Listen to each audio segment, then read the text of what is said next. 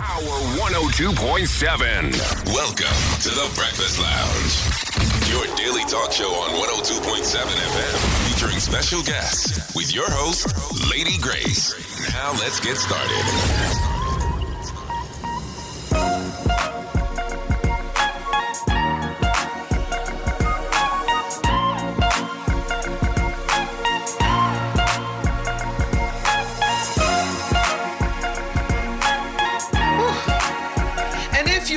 And came back, let me say welcome back. For those of you stuck with me all throughout, stick with me every morning. Thank you. Thank you. I know I can be annoying at times, but anyhow. All right, 8 minutes after the hour, and to my viewers, of course, on my on my social media page, thank you all for logging on as well. This morning, my guest, as you can see, you're going to hear her voice this morning. She's actually started a movement, which is a national literacy movement. And why exactly is that so important? We've got to the conclusion, actually, basically, that seemed like more people think it's more important, where academic education is concerned. She's going to break it down for us that, you don't really need to know how to read. And I think that is a misconception, of course, because anything and everything we've seen, the numbers actually I was just telling her we've seen an improvement in the numbers from the high schools in comparison to what we saw last year.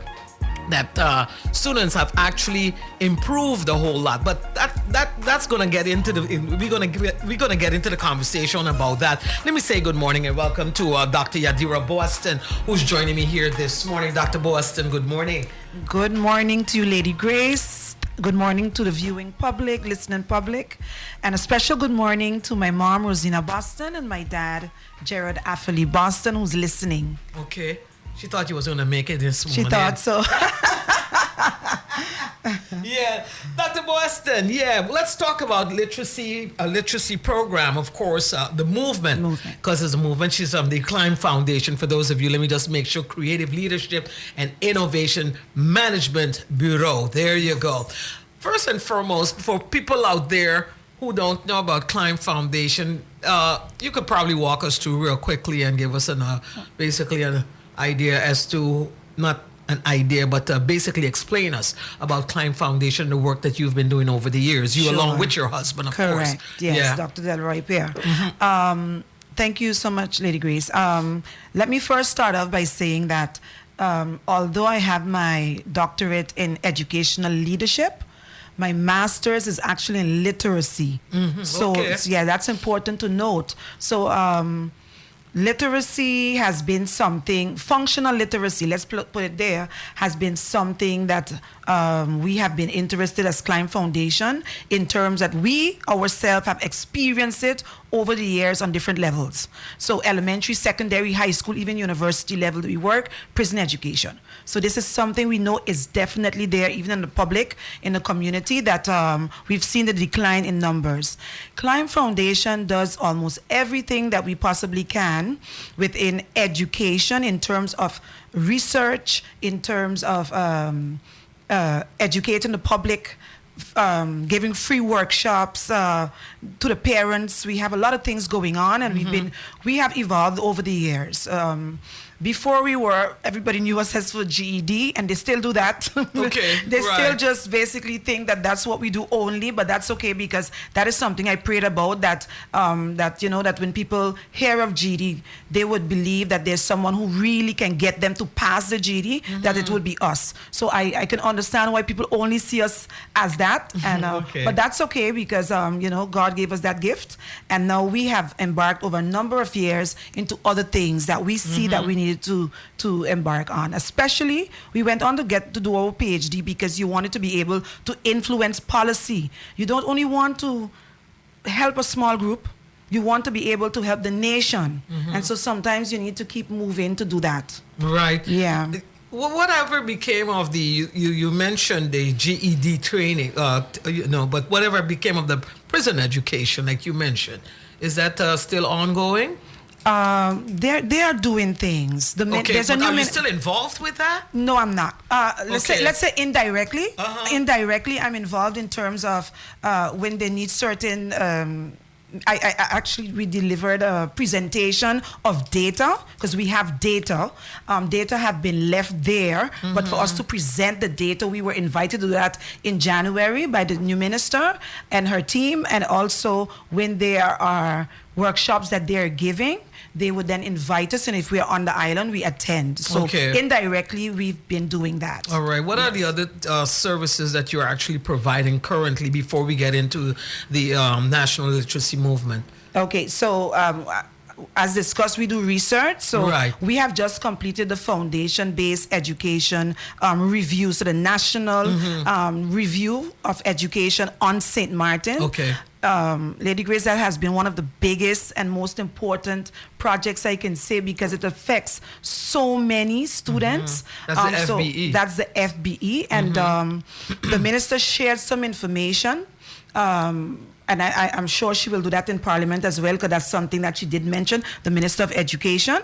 But also all stakeholders, as in all schools, received the information. They were briefed, and they also received a booklet that we put together, because a lot of times stakeholders say people come to them for data and you don't get back what is in there. So we ensured that we gifted the Ministry of Education to be able to gift those persons who participated.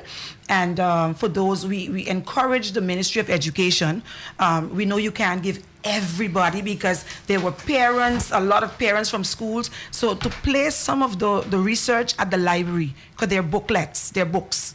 If that is placed at the library, the entire community can access the evaluation of the entire system. It's not only of the exams. People hear FBE and they think of the exams because of the challenges that many say they have with that, but it's also the different parts, the resources, the teaching styles, the funding, where we have old laws, but we are creating new policies, but not changing the law to be able to accommodate those. Okay. We've also, as Climb Foundation, we completed, and I wanted to make that part clear to give the respect to those who worked on the special needs policy.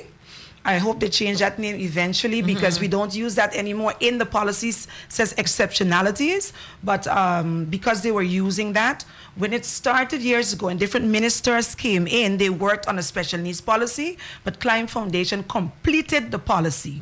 And with that completion, Lady Grace, we were tasked with looking into those from the former Netherlands Antilles, those policies and special education, Caribbean special education policies, Holland special education policies, to ensure that we align with those. So it's not just, it's really data-driven policy. Now the execution of the policy has to happen. That's not our part. Okay. So people will You've done your job. Yes, and people have walked up to us and asked about it. But I do know that the minister, this present minister, because the former Minister of Education, Mr. Samuel, that was completed under him. This new minister is also now rolling out some of the points, the recommendations. But you hear a lot, not just from this ministry, that funding is a challenge. So that's where that stays. But for the people who walk up to us sometime and say, we know you were working on this and we need this, that's where we end once we turn that over to the ministers. The special needs policy, though, you said you would like to change that name, actually. Yes. Because what are the other names, actually? The recent name now is students with exceptionalities, and that is because it includes gifted and talented students. And throughout the policy, that name is replaced as exceptionalities, students with exceptionalities or with special needs. But it's not consistent because every time you have to refer to a document, you can't change the name of all documents. You always have to use the special needs, special needs. And this is actually an inclusive policy where we're including students, where you'll be able to pull students out and so forth. Of course, Lady Grace, if you have the resources, because you can have all this and you don't have the resources. This is like saying, hey, here's what we would like to have, but we don't have the resources. It's like you're beating a dead horse. And that's what happened with the FBE as well. Yeah. The FBE, when the data basically showed that educators themselves are pleased with the philosophy of FBE, which is working with each student and moving with them at their own pace, at their level. Okay. That was the philosophy. And every class was supposed to have an assistant teacher where you're able then to pull out.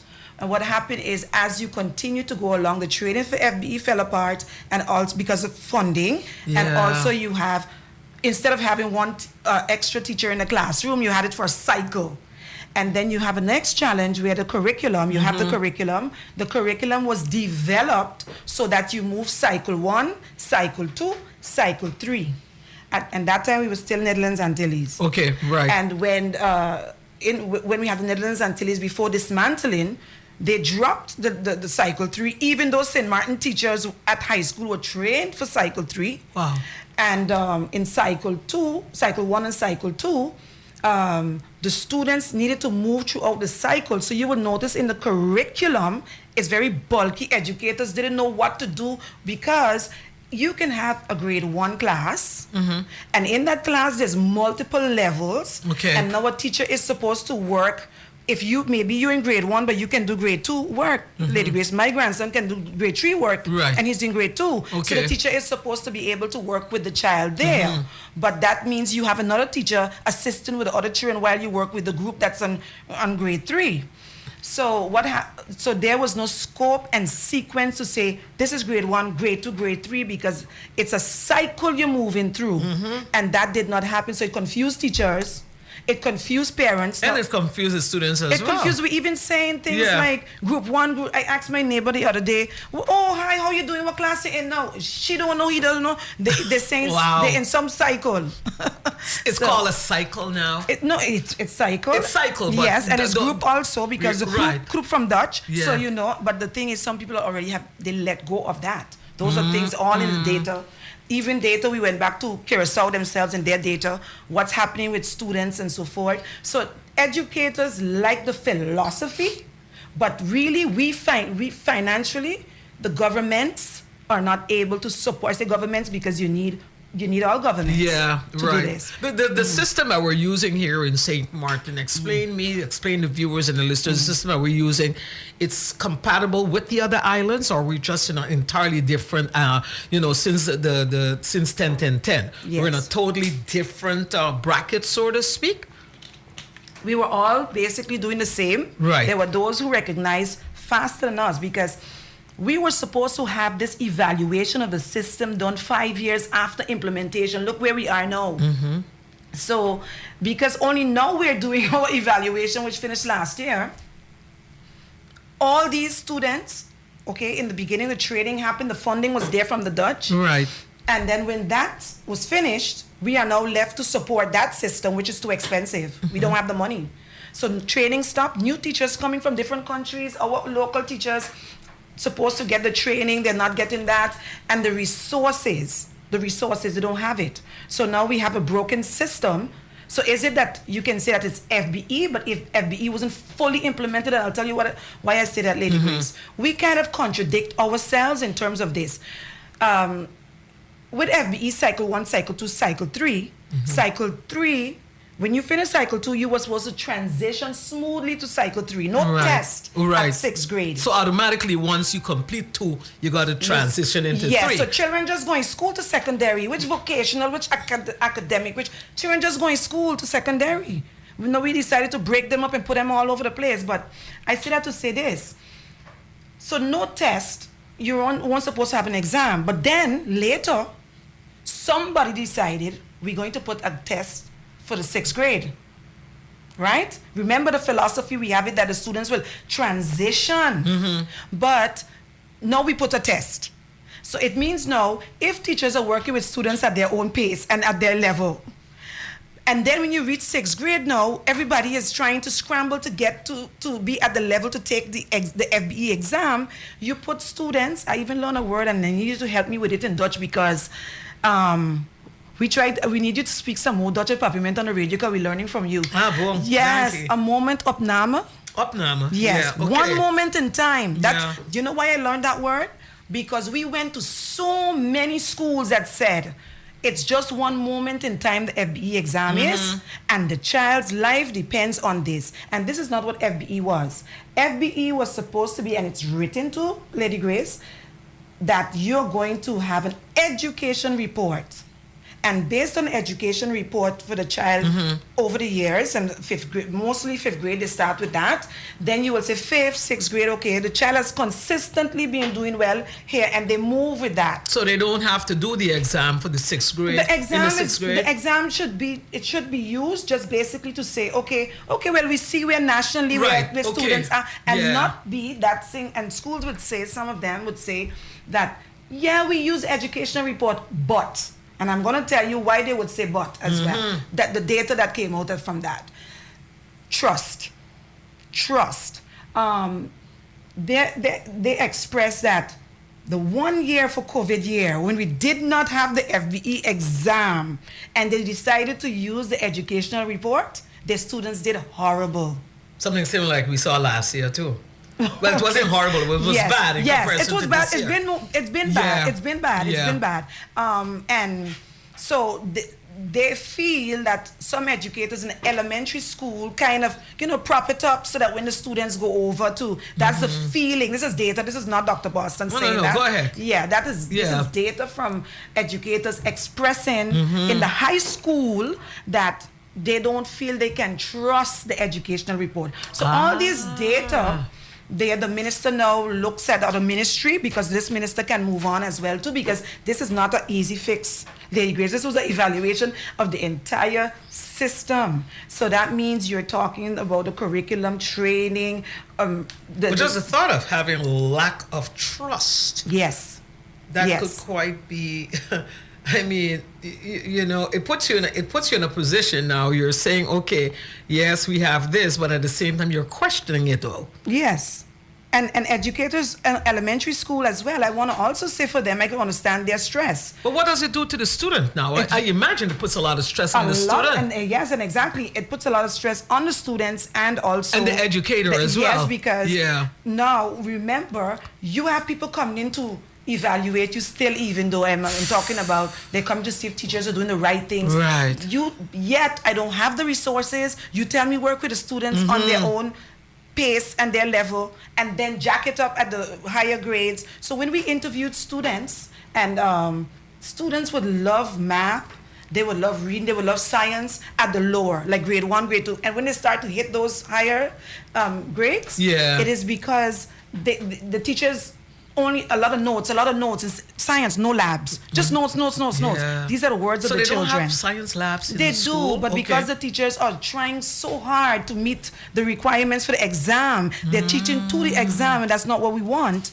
But they have that stress, because at the end of the day, Lady Grace, when these grades come in, the school performance, and it's, this school performed like that? Not. And here's what I recommend. I'm just saying part of the recommendation. When you look at a student, and we do this, I do this even for my students. If you were on an A, and next time you assess you're now on a B or a C, that was 2 levels you jump. But nobody's praising that. Nobody's praising the hard work of the teacher to get the student from point A. Yes, right. It's like as if you needed to be from A and to Z, you didn't read Z, so shame on you. No. No, it shouldn't be like that. It should be the progress that students make. You keep monitoring that. You keep going and moving, because all persons can move at the same pace. There was an evaluation of the teachers, actually, when they apply for the job, because we have a lot of teachers that actually are not from St.Maarten. And then there's also a language barrier here as well. I think, I'm not sure. I have not been in any of the classrooms here. But Dutch, one of the languages that I know a lot of students struggle with. And are most of the classes actually, because I've heard that they want to transition totally, move away from the Dutch and go totally to English. What is the problem here when we talk about student, teacher trying to keep up with the student trying to keep up with the teacher? Where does it actually, where does, I don't want to say it goes wrong, but what are the shortcomings here? You've explained some of them, but the major You know, when you look at the bigger picture now, where exactly are we falling along the sideways where education is concerned? Lady Grace, you said this, Funding. and my heart is beating so fast that while you're speaking, I'm telling myself to be calm. Because this is so, you know, what we're really doing to the students, to the children who eventually become adults and are extremely vulnerable in the community is very sad. I do want to bring the attention, based on the question that you asked, to even the Ombudsman report from last year that expressed the constant fall of government. In our report to the minister as well, in the evaluation, it speaks about the constant fall of government. And I'm going to tell you why I say this. We didn't just make this up. Klein Foundation was able to, for this national evaluation of the system, interview all past ministers of education, because it's not one minister. We interviewed, and I really want to say a big thank you to every one of them that trusted Klein Foundation to do this. And each minister, when they spoke about the short-lived time that they had. And some spoke about maybe at the year they was in, the hurricane came and there was no time to focus on what really was the situation in terms of students' levels and so forth, but getting students back in school. Correct. So there was, with the constant fall of government, it is serious what have happened to the education ministry. Don't forget COVID as well. A lot of students dropped out also. Yes. Yeah. So we had that. We have that, Lady Grace, and that's true. And that's a time. But if you have a constant change of ministers, I'll give a good example. When I was working at a prison, so this is just education as well, but at a prison, we had a 2-year contract with 3 ministers. How is this possible? And everybody who comes have their own their own agenda that they want you to follow this. Yeah, this is what I want to do. Yes, you know. Right. So, and we understand the passion that ministers would come in with and so forth. But at the end of the day, the stakeholders, and I always say, the main stakeholders are the children. They really are. I have gotten in where educators are not pleased when I say that. If they're not there, you don't have a job. And it means that we have to work towards, it's not easy. So I do want to also say, a lot of the problems we have in education is because of parents. Really? Yes, because of them. They're not picking up the slack. Everything has to be the school. Okay.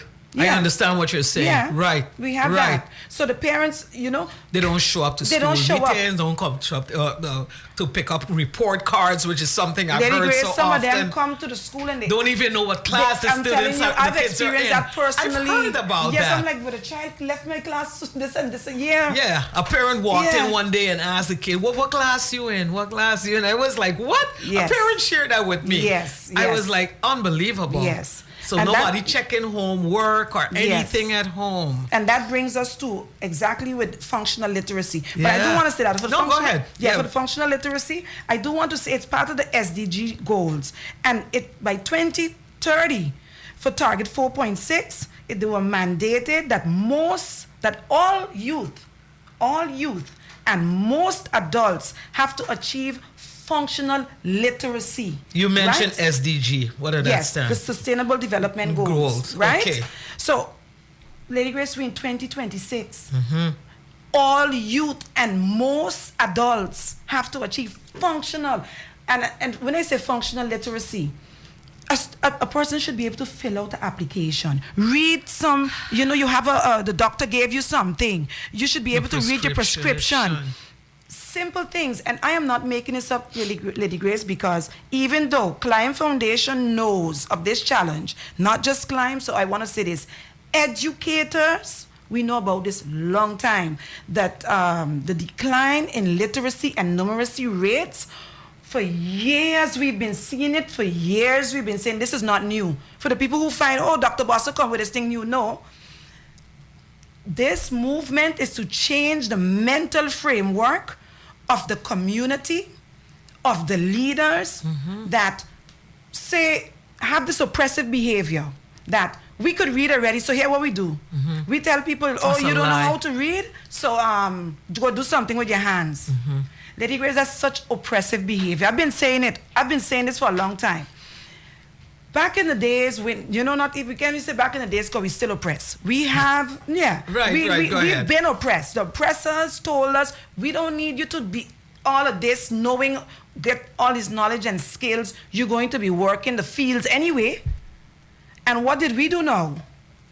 We now come with the same type of behavior to our own people. In this 21st century. Yes. Yeah. That, okay, go do something with your hands. Do you know? Because I wanted to make sure that I was not crazy. I went to these places. I went to places like SBS. I went to all the construction places. I went to mechanic places. They're like, you know how insulting it is to make it out as if a mechanic can't read? A carpenter can't read or do math? He needs to do math A to know to chef measure. needs to be able to read. And I've experienced it. I've worked at schools where when we send children at job training, they have to type in the word. And if they can't type in hammer in the system, to see if the child, if somebody needs a tool, Right. a screwdriver, and they can't spell screwdriver. I want to tell the public, this is real. And I think when the Minister of Education, this Minister of Education, Melissa Gums, Honorable Melissa Gums, Honorable Minister, yes, when she released the data and the community was shocked, educators weren't shocked. We were not shocked. I'm talking about elementary teachers weren't shocked, secondary teachers weren't shocked. I also work at a university and I see when students are coming in. So why are the numbers not published then? Why did it take the minister to be the one to actually publish the numbers? Because we were wondering why the kids were failing. They were presenting failing grades last year, for example. When you look at the numbers from what we saw last year, that Milton Peters, for example, Yes. I think was at what? I don't even think they were at 50%. Some of the other schools, they look at, but this year, of course, we've seen a great improvement. Yes. But did it have to reach to that point, Dr. Boston, where we had to see it to actually believe it? Yes, Lady Grace. Sadly, that's the case because we've been saying it. Climb been saying it, not just Climb. Other institutions, you have the book fair pushing all the time. You have Lasana Suku, House in Hesse pushing all the time. You have all these persons. But I want to say this. The minister said it, and I'm happy. It doesn't matter who said it, and it caught on. I'm just happy that some people are paying attention now. Exactly. Because when I was working at schools and released the data myself of 93.7% or so forth of students coming out of high school on kindergarten and first grade level. And where was the community being alarmed? Wow. We have this mentality. I could read, so we don't have to worry about anybody else. That is an oppressive mentality, Lady Grace. And so we have to change. We can have as many little activities or start a movement or have an initiative. But if the mindset of the people is not that we are building a nation together and that they know that it is real, that there are many, many adults and more coming that are coming into the community and cannot read or do basic math. And this is not only, it sounds, the vocational level, which we're going to jump on that a little quick just now. I experienced buying pizza recently from a student in one of the academic schools. And I gave her $20. She told me what the pizza was. I was not trying to be a teacher that time. I just wanted to buy pizza. Right. I went and they were selling the pizza, so I wanted to support them. And $2 for pizza. And if I need 3 pieces, she doesn't know the change. She made so many mistakes. Not if you make one mistake, it's okay. Sometimes you make a mistake, you're dealing with everybody. She really did not know what to do with the $20 and what to give me back. I know. Yes. You know what is so confusing? Anytime, for example, if let's say, and I've seen it often, that if I go to the supermarket, for example, and someone says the bill is $12 and I give you a 20 with $2, they wouldn't know what to do. Yes. They take the calculator. Correct. And even she had a calculator. Even with a calculator, I was she like, could not do it. I took the calculator from her. I said, no, don't count it. I said $20. I said, if it's $12, take 10 from this, and those $2 will make it 12. Yeah. So just give me back $10. Yes. Sad, huh? Yes, and it will make you wonder then what's happening. You're going to school every day. Yeah, and I school every day. see it so often, Yes. you know? Yes. And you're not doing it to embarrass the person. Yeah. But sometimes I just do it, you know, for me to see, listen, let me see. And then when they pick up the calculator, they'll be like, no. I'd be like, shh, don't do that. Don't do that. Yeah. Do this, do that. Yeah. So I do really, that. it's sad for You the know? students as well. Yeah, but Yes. grown folks as well. And Yes, you know, yes. you know the thing is, you know what really irritates me is that when I hear people in the morning when I read the paper, oh yeah, I don't have to buy a newspaper because you don't read a newspaper for me already anyhow. And I was like, oh, how great that sounds. Do you hear yourself when you say that? Mm-hmm. I remember a few months ago, I was away on vacation and someone sent me a message about a gentleman who listens to me every morning and he couldn't read English, really, speaks Dutch. Mm-hmm. And the person said to me, he learned to read English actually by listening to me read the papers in the morning. Yeah. I was almost brought to tears when I heard that. And I'm sure he listening now Yes. too, you know? And I was almost brought to tears when I heard that because it's not about getting comfortable when somebody reading it to you. Yeah. I grew up in a household where my mom used to actually pick up the neighbor kids and have them come to the house on Saturdays and sit down and give them books because we had a lot of encyclopedias, you know, for little kids and stuff like that. And my mom, God rest her and bless her for that. And I always said that, you know, she used to bring the kids in and teach them to read. Teach them to read. And to this day, when I see some of them, they would tell me, boy, I used to love Miss Lucy. That's my mom's name. Boy, she used to teach us. She used to take us Sunday school. She used to take us to church. And she always taught us to read, you Yes, know? yeah. And some of them to this day are still, from my mom taking them to church, they're Christians today. You know, but... No, but I we want to could stay on look at- that. It takes a village... Correct. And just that comment. is a perfect example of what my mom did, Yes, you know? yes. That You it- said two things in there that really, really, Well, like yeah. that same community thing that you're referring to. Your mom saw that the power in learning to read. Yeah. She saw that, and sometimes we wonder how they knew that. Like, you know, the next thing is And she always was correcting us too. You see? Every time she heard us talking, she was like, no. Yeah. She correct us right away.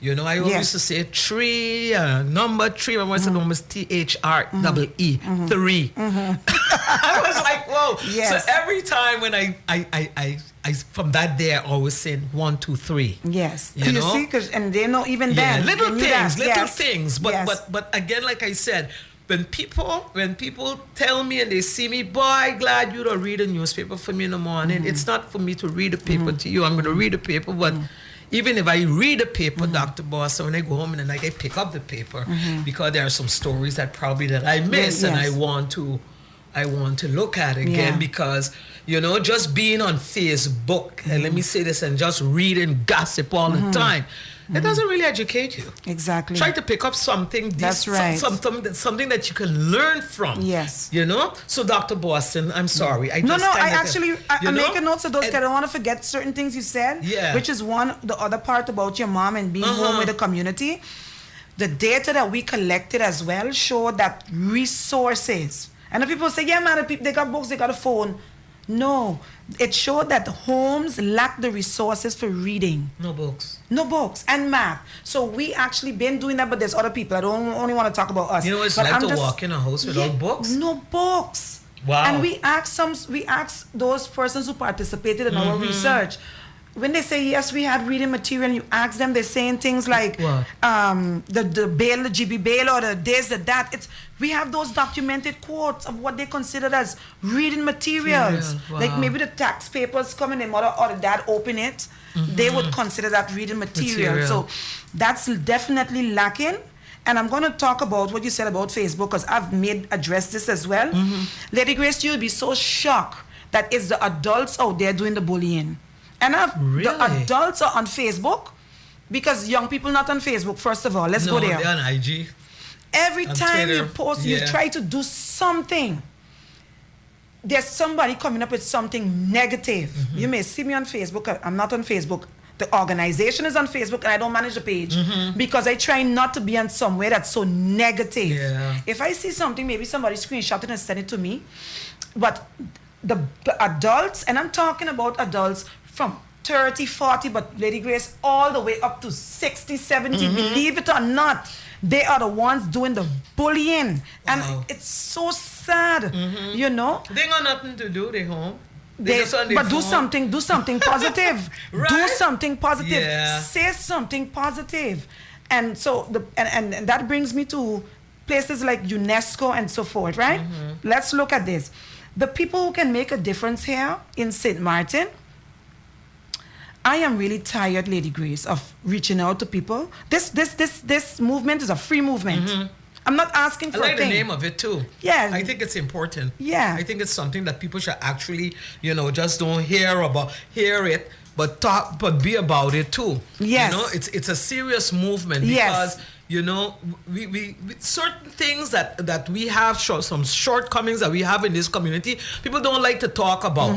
You know, because they're too embarrassed to talk about it. But you said it too, Dr. Boston. A lot of people here, you can't even read the prescription. Yes. You know, and I've seen it. Some people that can't even fill out a form. Yes. A and now let me simple ask you a form. question that is going to spark conversation, because I actually have a book like that, which we'll talk about the next time. But my book is actually a social justice conversation. And the theme that came out of that book, because again, it was persons I interviewed, was fear to talk about social justice issues. So you have a few persons who are loud. They're loud on Facebook, and it's the same person that frustrates you this is why I can't be on Facebook. You ever see the spelling? Same people. You see the and spelling? then, you know, it's just really as if their mission every morning when they wake up. I don't know if you watch just cartoons. Back in the days, they used to ask the guy, what is your mission today? And he used to say, to take over the world. I want to know if their mission every single day is to write something negative, to, you know, what, to tear down this community, no positive, I know. I know exactly what you're saying, and I see in the comments every time certain people on social media, I see it, and you know, I would just probably go browse through it now and then, but anytime there's a story, you know, someone posts something, the first thing they post is something negative. Never have nothing nice to say. So I have a thought-provoking comment, because I actually want persons to, that's what discussion means, right? Right. I want to know if it is deliberate that we are letting persons become functionally illiterate. Is it purposeful? I'm saying for us to think. You know why? Because when persons cannot read, they cannot analyze, and we're getting more and more of that. With this. You have, if you need to read documents in order to make a decision when it comes to voting, or you need to read documents to make an informed decision, or you're in church, Lady Grace, people have to tell you what Jesus said. How you can read your own Bible to say this is what he meant. Right. You want to tell me what Jesus meant, and not everybody who want to tell you what Jesus meant. They have their own perception of what Jesus meant. Let me be able to read it myself. Yeah. So this is what I want to know. Haven't we seen, why aren't we sounding the alarm with this in terms of how many persons are coming out in the community and they're illiterate. We're not acting nervous. Why? Is it because we can? Because it's supposed to be like that. Wow, this is why it's we need to talk about it. We should feel safe, and I would enjoy at a certain time to be able to come back. Some of them could be embarrassed too, to let people know that they're embarrassed because it's not a safe environment, Lady Grace. Bullies out there, and the bullies are adults. Those adults who are bullies are oppressors. We have people who look just like us. They're black, Lady Grace, and they are the oppressors. It's like the house slaves. They're getting you now. So now they've turned out to be the oppressors. It is what it is, and we got to talk about it. They don't want to go on the plantation anymore. They want to stay in the house. So they want the rest people. You just like how they have the shut up and dribble, and now you do basketball. Shut up and dribble. Okay. You're supposed to have no say on the topic. What kind of behavior is that? We even have people out there, and I hope they're listening. Those that believe, we have people who are not from St. Maarten. maybe they didn't born on St.Maarten, that they can't have a discussion about a social justice topic. What kind of behavior is that? Wow. And you know something, Lady Grace? And I talked with my mom about this many times. We have children that go to so many countries to study. My goodness, we've even got children in Jamaica. I say that because I just came back from Jamaica in a conference, Caribbean Studies Association conference, to present my research on nation building. Educators as nation builders. So I chaired a panel. I'll talk about that next time. It's a lot.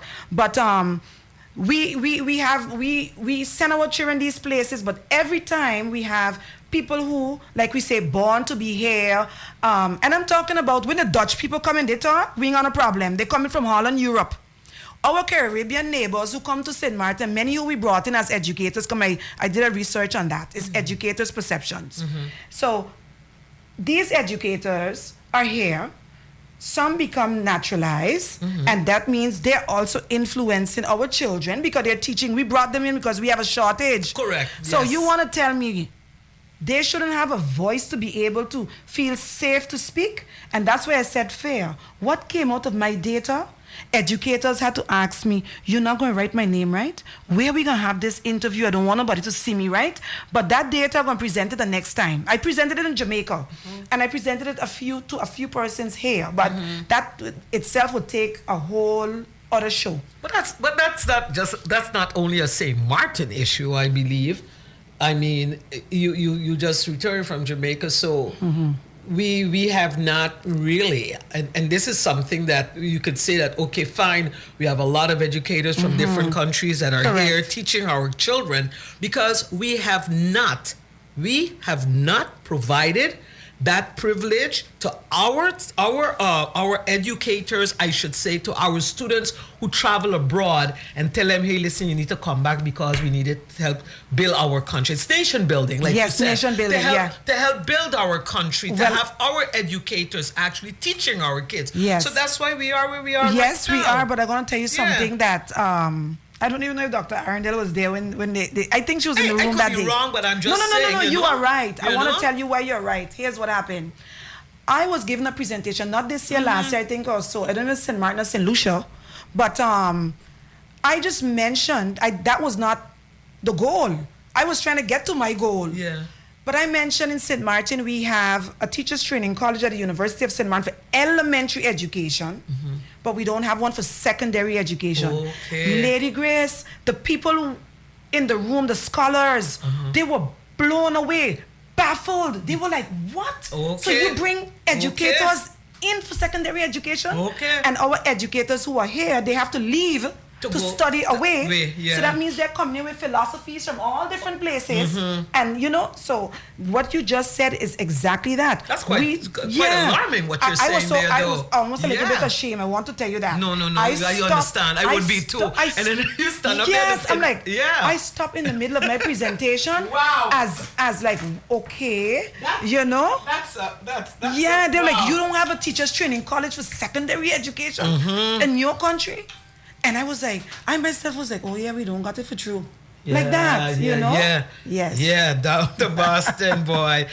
Sometimes it takes these kind of interviews for us to really hear what is going on out there, because we can be very critical. Like you said, we can be very critical, come out and say, oh yeah, this and that, blah, blah, blah, complain about everything. Yes. But to just get at the root of what actually has caused where we are today. Like you said, the big problem is the constant change of government. Definitely. Election after election. And they have to hear it. They have to know. They know.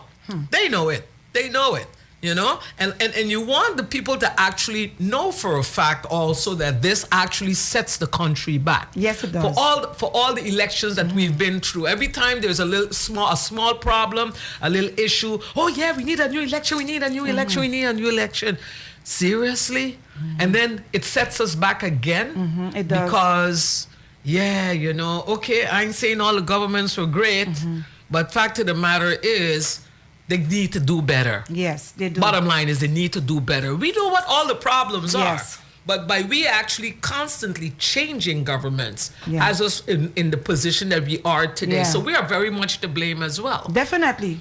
definitely. But I think I want to believe that. I had an educator who told me the other day, Corrine, if you're listening, Van Putten, she said, we have to be hopeful, Jadira. I said, okay, let me try to get back there, because Lady Grace, I'm starting to lose hope in terms of, don't you know, do that. I mean, every one of, let's say, for example, former or even recent parliamentarians, ministers, they know of what's happening. They know these literacy rates are very low. Yeah. They know. I had one, and I was telling Dr. Pierre that this morning, maybe over some coffee. He said, what are you thinking about? I said, I remember a time when an MP said to me, yeah, the people got to be patient. Because he saw my face. Poverty, I was talking to that MP about. Poverty.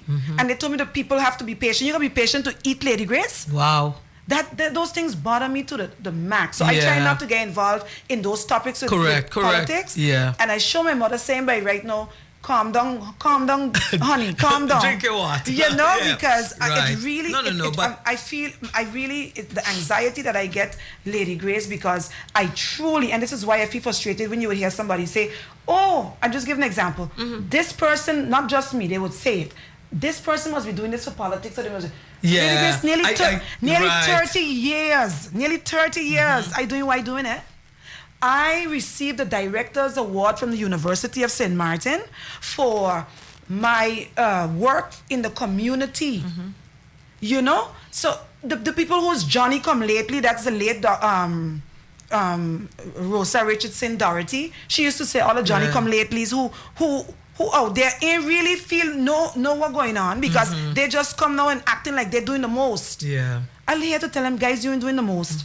A lot of people who not loud, Lady Grace, are doing a lot of work that you don't know. Behind the scenes, a lot of work. Of course. The St.Maarten Book Fair, where's the money to be pumped into that? Correct. My data showed a library is needed, Lady Grace. Oh, I'm telling you why I'm telling you that? that. My data showed, when you ask the participants, even because my dissertation was on prison education. So I interviewed inmates as well for my dissertation. But also the other research that we collected outside, it showed that persons who live close to a bar, let's say in certain areas, you ask the children, you ask the older ones when you were a child, because it was your literacy experiences at home when you were little, at school, and also now that you're in prison.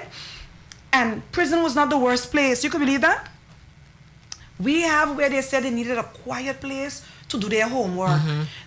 Or some people said they had to wait till everybody go to sleep to do their homework. Right. Music playing. Yeah. The library is needed.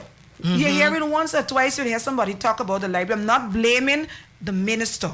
I am saying, where is the uproar for the library? If you have a country where people don't even care about the library, it could tell you the mentality of what we have really going on. I agree. That is so true. Yes, but I do want to mention, though, Lady Grace, for this movement, I have had quite a few persons have contacted me about it. We have a forum going around as well. So I want to say, I'm not going to say what you're doing, Dutch Quarter Council, because they told me, please do not say what we're doing, but they're very excited. I want to shout out to Miss Perla Rumley. Oh, Perla, right. Yes. Yeah. She is so excited, and what she says she has planned. You know, the library is doing something. USM decides, I don't have to say what you're going to do, but USM decide they're going to go big too, and who they're going to pull in. And we've sent letters, just so you know, Lady Grace, to the Council of Ministers. I'll wait to see how that works out.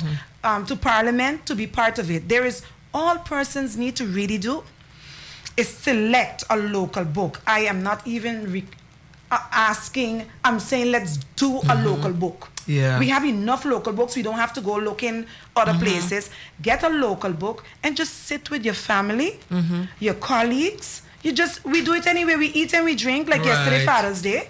You have your little food put together, a potluck or anything, everybody brings something, and you discuss. You don't even have to read the whole book. Have competitions for, not competitions, but back in my days in school, what we used to do was, we had social media, but it was used to have book exchange in school, you know, my friends and stuff. We used to exchange books and stuff like that.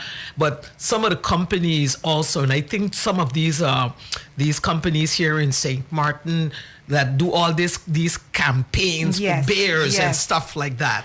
do a campaign and Yes. tell the kids, hey, listen, if you Yes. bring in a case, 10 bottles or empty bottles of this, you can get Indeed. a voucher for a book or something Yes. like that. Because I know, I used to like Curfew. You know, Curfew was, what they call him, what do you call him again?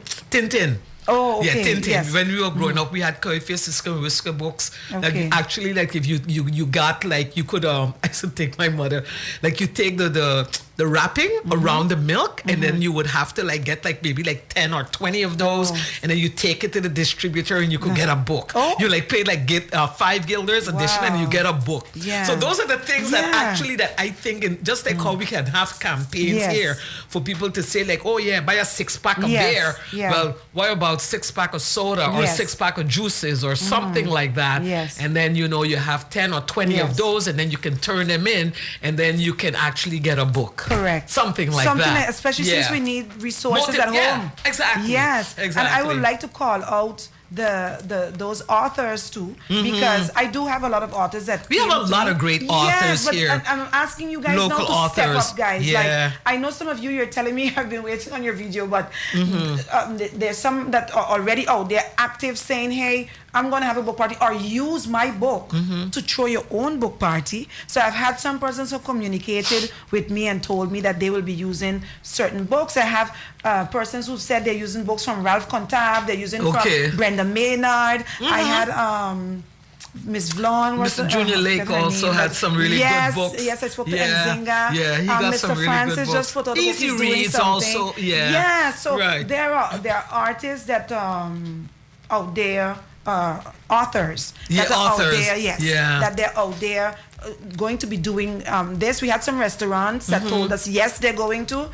So we're hoping that people say yes, and we hope that they push through. So we had I don't want to name out and then forget anybody, but I do know I spoke to Suwati. That she was Oh, very Sue? enthusiastic Okay. about it. Yeah. And Miss Brenda down at Rip Shack. We have Okay, those, okay, yes, we Brenda have Arundel, those. yeah. And she actually was going to do something already, so she was very happy about that with some books. Yeah. So there's people out there doing it. I'm not the course. first, I'm not the last, but what we're trying to do is that on July 8th, it's a national movement. Now, this movement is just to all you have to do is post your pictures and tag it. The reason we want that, Lady Grace, It's on social media? on social media. Why? July 8th. Yes. Okay, how are you going to do that?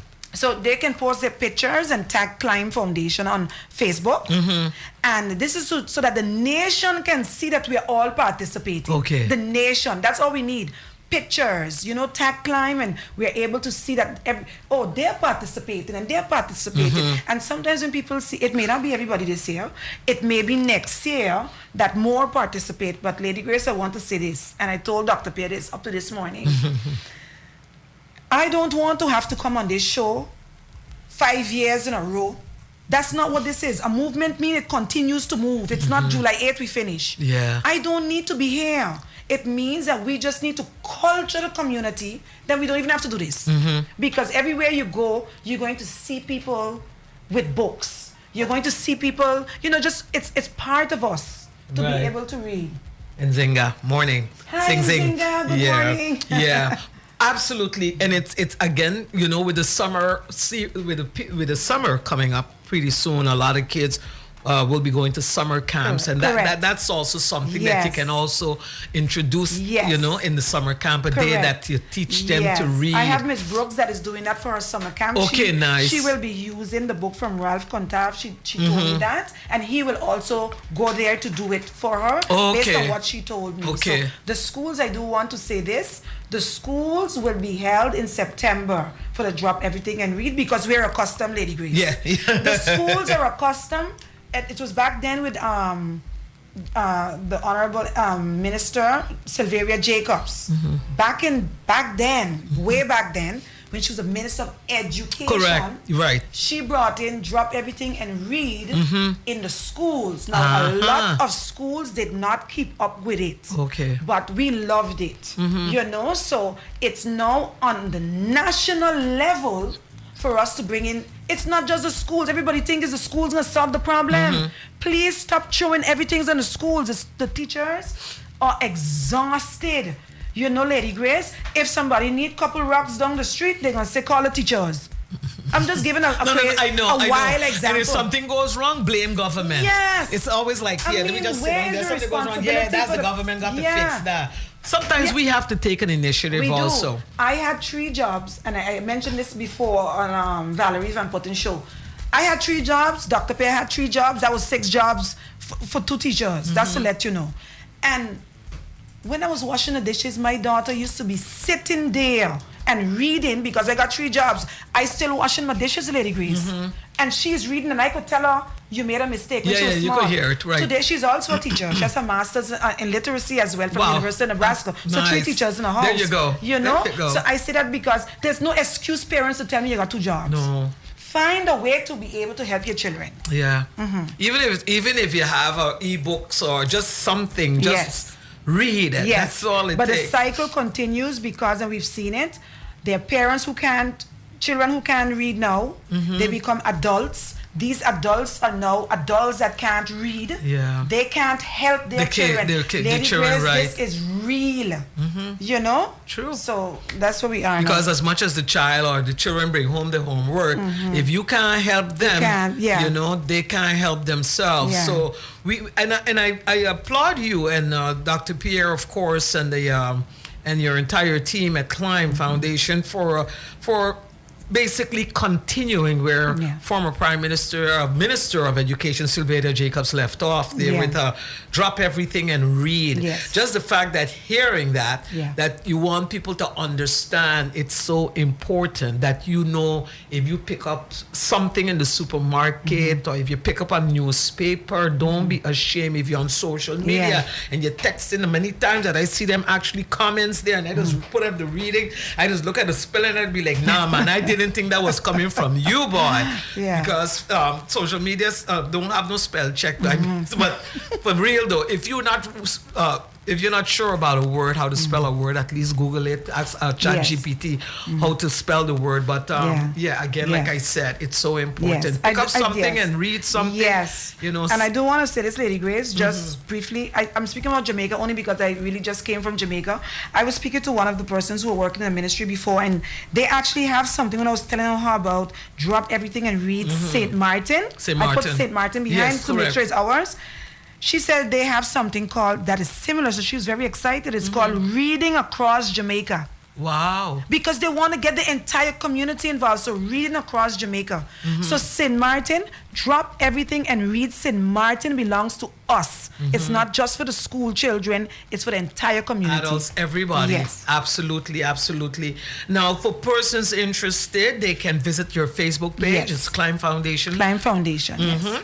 And if they have basically any questions, they can reach out to you, send you a message, of course. They can, which is, I don't have to give my number now. Sure, I can do that. Of course. 581 2726. I have it in a commercial. Yeah, so, right. So 581 2726. And if you forgot the number, the commercial plays on the radio every morning. Yeah, absolutely. In afternoon, so you will hear it. You will hear it. Yes, and that with that, Lady Grace, I do want to say, that commercial, the reason I love it so much because it really says exactly what it's supposed to say in terms of the misconception that academic is superior to vocational and technical education has had us let down these children. Oh, you can't do academics, so go do something with your hands. Right. Time to take that away. That oppressive behavior, is time to get rid of that. Bring it back. Yeah. Bring it back, definitely. Dr. Jadira Boston, thank you so much. Thank you for having me. Always a pleasure talking to you, and don't be a stranger. Looking forward to having you back here again for us to continue where you left off.